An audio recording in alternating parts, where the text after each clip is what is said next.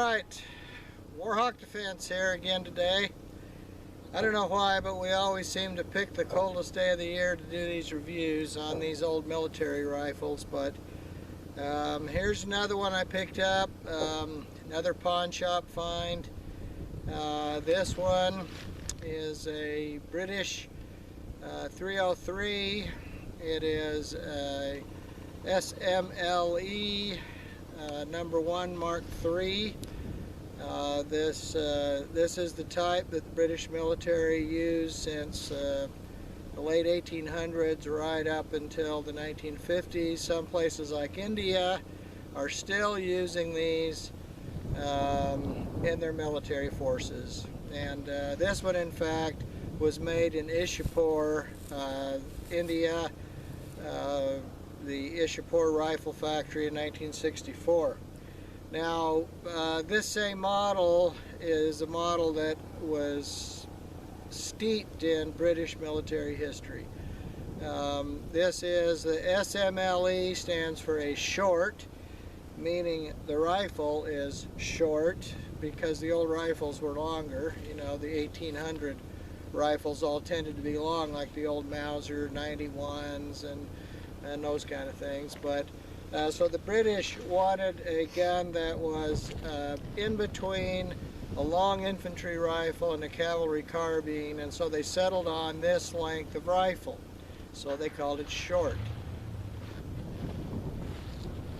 The M stands for magazine. It actually has a magazine, and it is a 10-round magazine. Now this one's got some snap caps in it, but this is a 10-round magazine rifle. Now with this, I'll take that out. With this rifle, you didn't take the magazine out and replace it like you do in modern rifles. It was strictly there to, now I've got another W round in here which is going to eject. There it goes. It was simply there so that when you loaded off a stripper clip, and the stripper clip, there's a place right here for the stripper clip to go in. I don't have, unfortunately, a stripper clip, but you just load them straight down the top. So you can hand load them or load them off 2 5-round stripper clips and it will hold 10 rounds. That was the nice thing about this rifle. 10 round, and it has a very short action. It cocks on closing, so when I hit this point right here, I feel the spring, I push forward, turn down, and now not only is it chambered, but it's cocked. And of course this is a snap cap, so I can pull it. Safety, right here on the side, so if I open it up, recock it, pull the safety lever down, now nothing. I've got nothing at all. It just, and it also locks up the bolt. So safety right here. Now, these rifles were used all over the world. The Brits loved them. Notice they're famous for having wood all the way to the top. This is for a bayonet to go over, and the bayonet lugs right here. And this, it's flush, and so you don't see any of the barrel sticking out hardly at all. 303 chambering. That is a 311 diameter, American 30 caliber, or is a 308 basically, is the standard 30 caliber American military. This is a 311, which is slightly larger, so the cartridges is a little bit larger. Now another interesting thing, let's take off the safety, eject this round. Another interesting thing about these is these rounds are they've got a rim. They're rimmed, and if you've shot the Mosin Nagants and things like that, you'll realize that's a rimmed cartridge as well. They're rimmed cartridges because they were developed in the late 1800s, originally for black powder, so these cartridges are rimmed. But they stayed that way all through the history of this gun, rimmed cartridge. So anyway, very interesting gun. I picked this one up, I think for $230 at the pawn shop.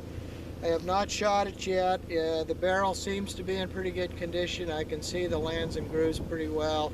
There's a little bit of wear at the muzzle, but when I drop around in the barrel right here, it does not go all the way down to the brass. There's just about 1/4 of an inch or a little less than 1/4 of an inch left, which means that there is still some life left in this barrel.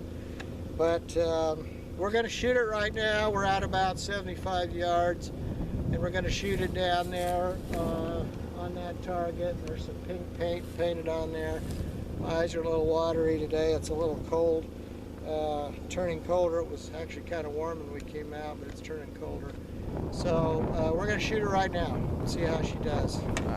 Okay, we've got some, this is all I could find really, was herders. I really don't like to use herders, but it's all I could find. The 303 British is a little hard to find these days, but I'm going to start reloading. I did find a box of 303 British 150 grain soft point. So this is more of a hunting round, I'm guessing. The military would have shot full metal jacket, but we'll use these because this is what we can find. So we'll start with 5 rounds. We'll just load them in and cycle 5. Just go down and look at the target, and then after I shoot, we'll have Bryce take some shots, see if his eyes are, well, I know his eyes are better than mine. All right, there's 5 in. Chamber it up. Safety is off. You ready? All right, find a good shooting position over the hood of the old truck, which is our usual shooting stand here. The trigger's a little hard to pull. All right, here we go. Ready?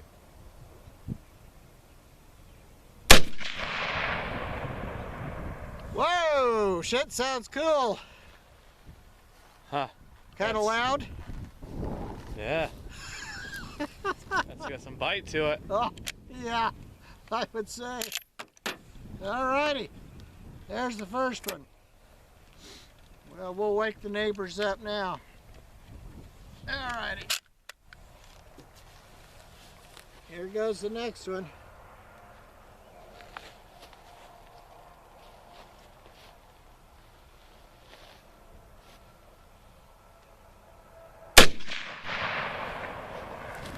You know, you don't get much kick though. Well, of course I'm wearing a heavy coat. You don't get much kick because this gun weighs about 9 pounds something, or 8 pounds something. It's heavier than heck. It's all metal and wood. But you know, if you like metal and wood, old military guns, sweet, very sweet shooter. You know, later, this one was made in 1964 in India. But in about 1965, the Indian arsenal, it would be the RFI Rifle Factory India, they started making this in 308 because they were having a war, and that was a NATO round at the time, and so they had gone to the NATO round, and so they started rechambering these in 308, and they were making them brand new, and they made them clear up to the 70s. All right, here goes, another shot.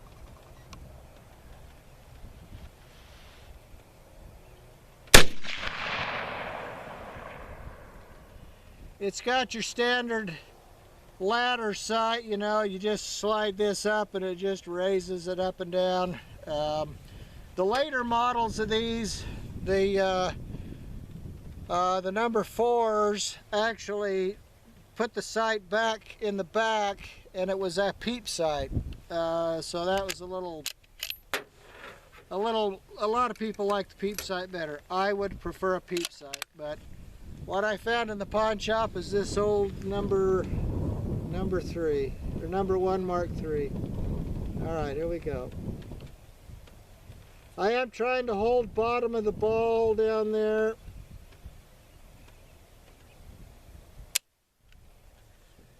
Whoop. Oh, Oh, I didn't strip one out of the magazine. All right.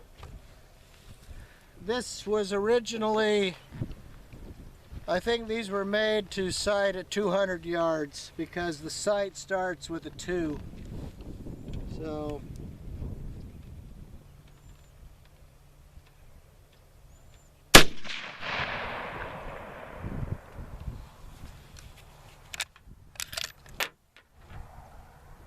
all right, one more and we'll go down and look at the target.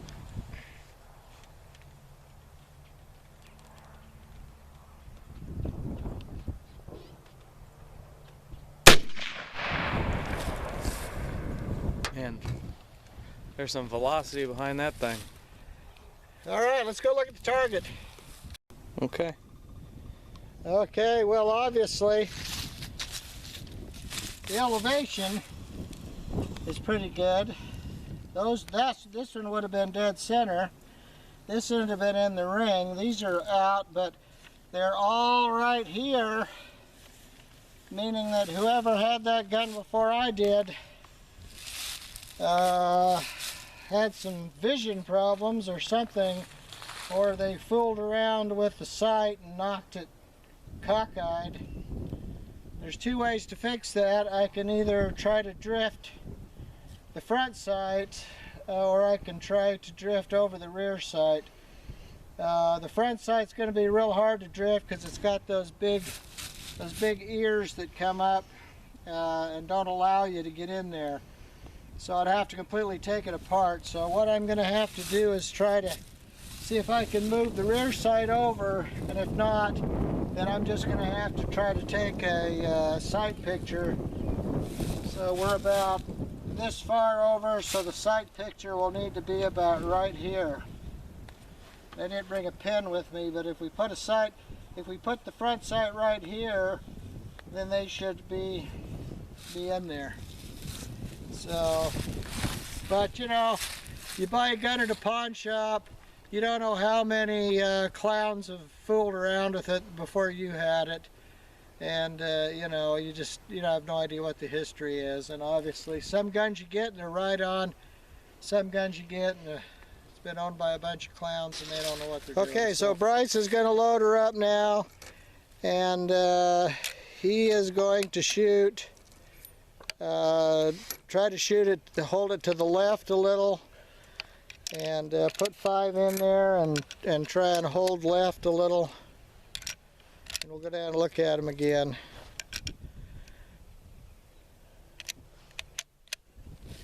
This one will need some work. If we were going to try and make this a tack driver, it'd need some work, but you know, this is just a fun historical gun. Ready? Ready.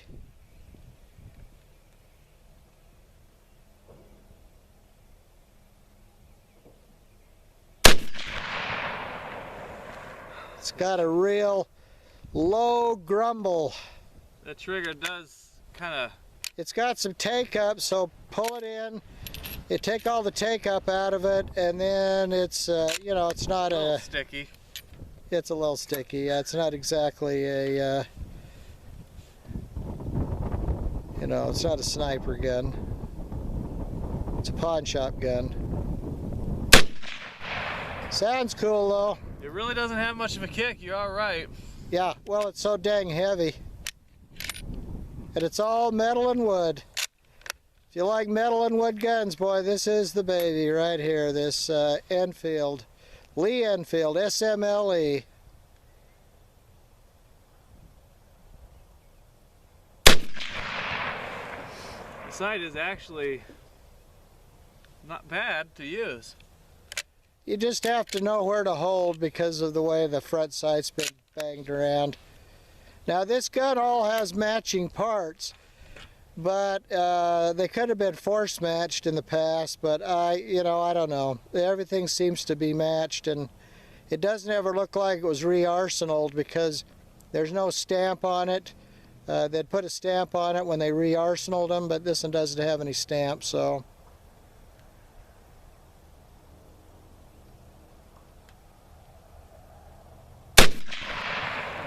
We're going to need to clean this trigger up. And the Indians, when the Indians made these, they painted them with black paint.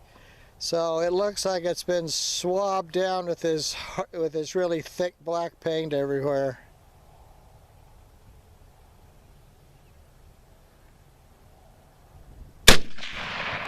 It's got a real cool report though. Yeah, it does. All right, that it? Yeah.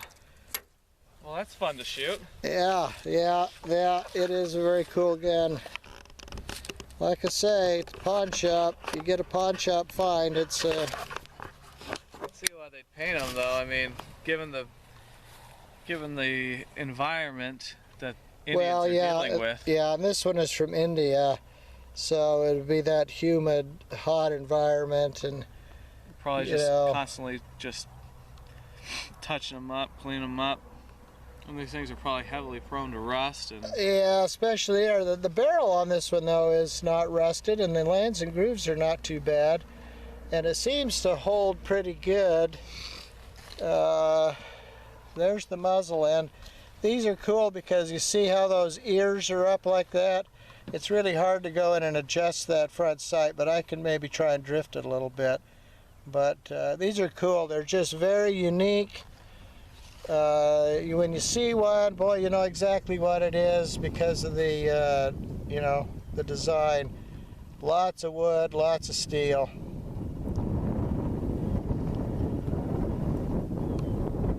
Lots of wood, lots of steel. And that's got a very short, easy to throw bolt. This bolt goes forward, and then when it gets to this point, you hit the pressure. And that's when it cocks, is on closing.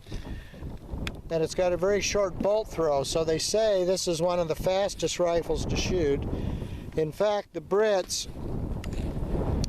would do what they called the mad minute, where they would shoot as many shots as they could in 1 minute at a target, and the record holder, I think, was like 38 hits on a 12-inch plate, 300 yards out in 1 minute.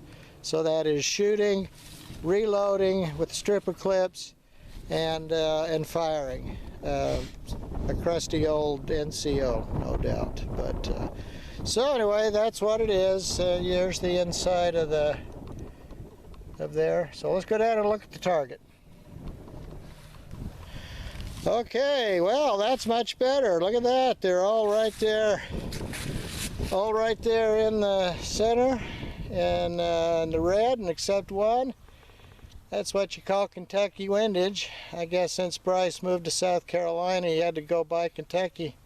Picked up some windage while he was there, right? Yep. So he picked up some Kentucky windage while he was moving south and managed to get him in there. That just means you got to hold over here because you know it's shooting to... I was holding right here. You were holding right there. So, that's why you shoot these guns, because you shoot them and you say, oh, I see where the sights are set, and if you really don't have the ability or the time to change the sights, then you use Kentucky windage and you hold over a little, and when you hold over a little, they're all right in there. Now, that's not exactly, a 1-inch group or anything, but on the other hand, those bullets are not hitting sideways, they're not spinning and and tumbling, so the barrel's still in pretty good shape. And the fact that they're all within a couple of inches is what's called combat accuracy. And we're about, what are we, about 75 yards maybe down there to the truck. The house and the truck down there about 75 yards, so maybe 80 yards. But these rifles were meant to be accurate to way out there. The sight goes to like 2,000 yards or something, or but I mean, I don't know who's going to shoot that far, but they were sighted at 300. Well, I'm sure that bullet can reach a fair distance. Well, and the idea too was that all the guys shooting them were young guys with good eyesight, so they weren't old guys like me that were barely able to see the little pink dot there. But yep. So what'd you think about shooting it? It's a great gun. It's great action to it. It's got very manageable recoil. Yeah, the recoil's real easy. Real easy. You know, I like it better than the Mauser. Than that. Easier to shoot than the Mauser? I think I like it better. Yeah. And that.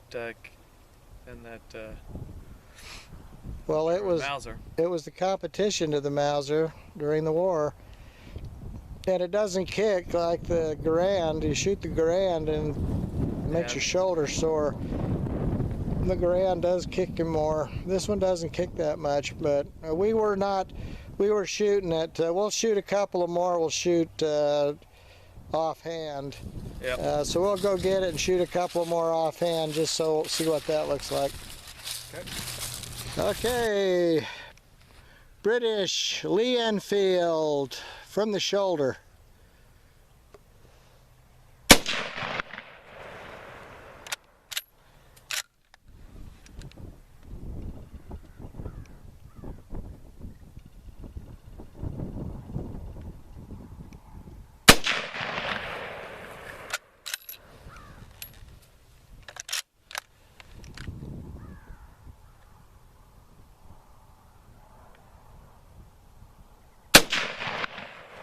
Still manageable, still good. Very manageable. Yeah. Not really throwing them out the way I'd like them to, but... Well, give it a good pull. Rack the bolt back hard. Yeah. You want some shots? No, go ahead. You can shoot them.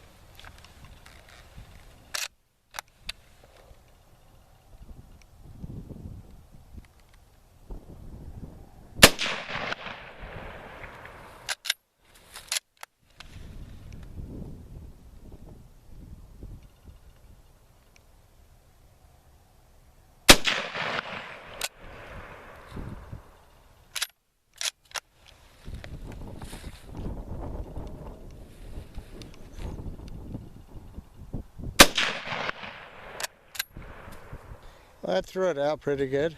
Throws them forward. Yeah. That's it. There she is. Pawn Shop Special. Ishapur made, 1964. SMLE No1 Mk. Lee-Enfield.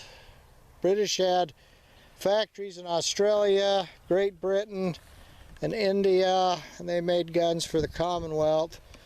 And after India gained their independence, of course, in the late 40s, I think, they just took over the factory and kept on making them. So if anybody ever saw the video of the terrorist attack on Mumbai or whatever, you'd see some pictures of the Indian police with these. This is what the Indian police were equipped with when they were responding to some of the terrorists. So still in use today. Shooting a cartridge developed in the late 1800s. So pretty nice gun. All right, want to say see you later? See you later.